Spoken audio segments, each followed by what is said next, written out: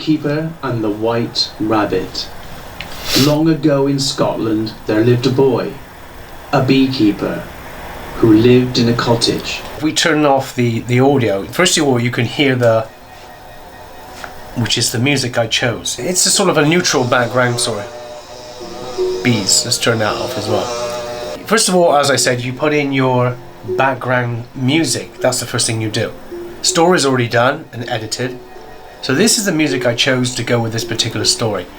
It has, or you're able to take part of the audio of this tune and you can then edit that.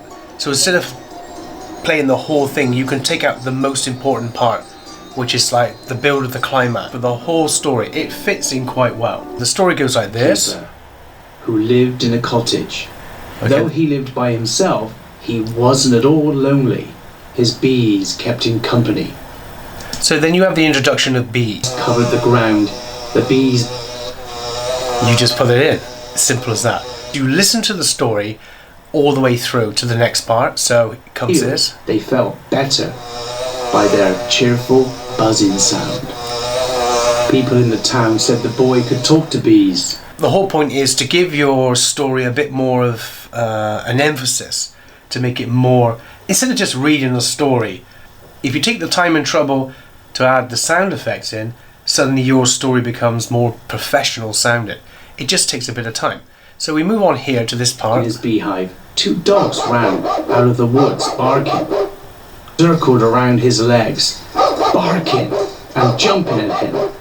He picked up the stick and swung it around. So what you do is you carry on listening to the story, and then you get to another part here. Said the beekeeper, you act like you want to be my pet. The next morning the boy took the rabbit to the beehive and introduced his new pet. Of course, getting the levels right as well. So if your background sound effect is too high, it needs to be like a subtle. This one is slightly too high, but I will lower that down in the final version. If it's too loud, it takes the emphasis away from the story. So you fast forward on, and then we get to this part here. Then, didn't seem so old. She jumped over the gate and reached out to grab the rabbit. A bee on the flower nearby gave a loud buzz and alerted the other bees. In a flash, a dark cloud of bees had gathered and rushed to attack the old woman. Every part of the story, whenever you hear dogs barking or you mention something, you try to find the sound effect that actually fits that part. It's the part that makes the story, I should say. So here, market day was when the beekeeper sold his honey in the town. Here in the background there is an outdoor market ambient sound. Okay, you can't understand the voices because the voices are in Swedish. So it's very, very quiet, just subtle enough that when he's having a conversation, you can hear other people in the background talking at the same time. Then we come to... of keeping the hive warm, enough for the queen to lay her eggs. One chilly October morning, the boy was setting out trays of sugar water into the beehives when a wagon of travelling magicians rolled by. I normally put this on its own timeline here. Then you can adjust the volumes for background music, sound effects, and also audio. It pays to keep them on different tracks because if you need to adjust them, you can. If you have them all on one, if you lower something down, then you lower the whole thing down. We have the wagons, and then we listen to the story again. What's going to be said next? A few hours later, the boy noticed a stack of grains laying in the road. They'll never know it's missing until they camp tonight. By then it would be too dark to come back to look for it. But for getting your music, getting the sound effects, you don't have that issue of being nailed for copyright. I've done a video once before, use some music just to find out that it's got copyright on there, so that didn't get out too well. Here you can go up to sound effects, and you can actually search. So you can say bags, then you got camera bags, plastic bags, bags dropped, bumping a wall.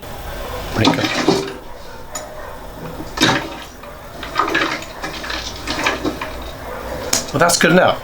So you just drag this across to here, put it up against the timeline there.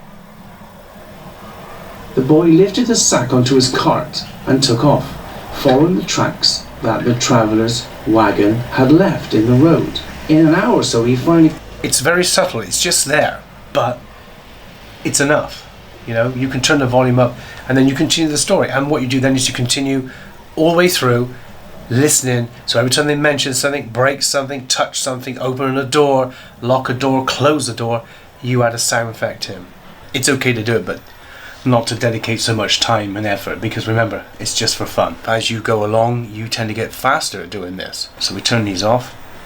First of all is the original story, The Beekeeper and which is the playing White Rabbit. Long ago in Scotland. With this I can change the pitch if I'm not happy with the pitch of the voice. I'm not going to mess around with the voice too much. Sometimes you want it to be that, that deep, sexy voice, the real, which I don't have, unfortunately. How you hear your own voice, of course, when you talk is completely different to how it is when it's recorded.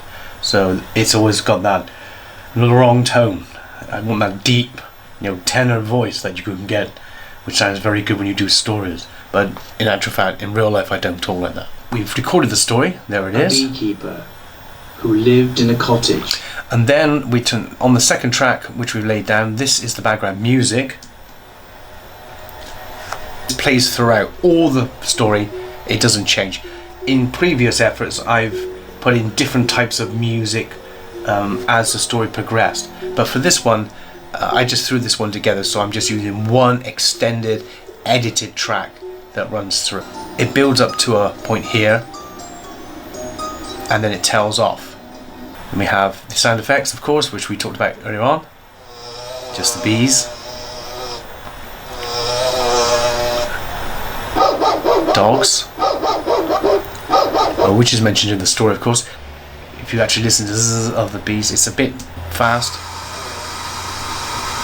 Well, this one couldn't go on the same line as this one because it would have been too loud. So this one you can actually turn down. And this is Outdoor Summer Market. Very, very quiet, but it's background. Remember, our background wants to be just there, not overpowering what we're doing. Otherwise, it just becomes a bit too false. We have just a wagon. Another good way of doing this actually is if you take this here and copy it, you can drag this up to the one just above it. When you paste this one here, it doubles. Turn it up here, okay? It sounds more realistic. So it doubles it and it gives the impression that there was more than one wagon. So again, you can then drag this one across to the end of there. The part is up here. Horse is whining because we're talking, in the conversation we're talking, he's giving the bags of grain back. So you've got to have the emphasis of it's horse's food. So you just put that noise of the horse in the background. And then the final one, of course, is this one, which is the old woman walking down the steps as she's going to speak to the boy. This track, which goes through the whole thing, and basically is just forest ambience. It's just the ambience of a forest recorded. What you tend to do is you use this in the background throughout the whole track. It's just subtle. You can hear it. You can turn it up, of course. You can. Then what you do then is go back to the beginning, and then you turn all these on, and then you put the whole thing together. So it sounds like this when it's done. Beekeeper and the White Rabbit. Long ago in Scotland there lived a boy, a beekeeper, who lived in a cottage. Though he lived by himself, he wasn't at all lonely. His bees kept him company. In the summer, when the flowers covered the ground, the bees buzzed about happily. That is an introduction basically of what it is to produce a small, short story. The process of doing this is the same as editing a video, as I mentioned in the beginning. You put the sound effects and then put some background music in, and that's what gives the story its ambience.